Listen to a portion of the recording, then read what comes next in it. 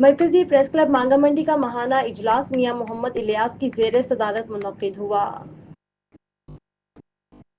سرپرست سید آصف عباس شاہ، general secretary Zeeshan بھٹی، chairman اللہ وسایہ، senior نائب صدر رانا عامر فاروق، نائب صدر ملک مشرف حسین صابری، نائب صدر ڈاکٹر رحیم بخش، نائب صدر Malik Liaquat, vice chairman Muhammad Irshad Noor, vice chairman Rana Afzaal, vice chairman Mian Zeeshan Haider, finance secretary doctor Sajid, secretary اطلاعات و نشریات doctor Khalil Ahmed, additional general secretary doctor Waqas, chief organiser Javed Ashraf, member Abid Qadri نے شرکت کی۔ اس موقع پر صدر میاں محمد الیاس کا کہنا تھا کہ علاقائی مسائل کو اجاگر کیا کریں کیونکہ صحافی معاشرے کی آنکھ ہیں، لہٰذا ہمیں اپنے علاقے کے مسائل کو حل کروانا ہے۔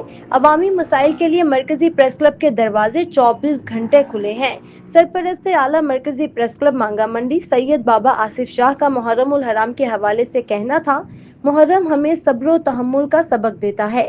10 محرم الحرام کے دن امام حسین علیہ السلام نے اپنا سر کٹوا کر اسلام زندہ رکھا جو رہتی دنیا تک رہے گا۔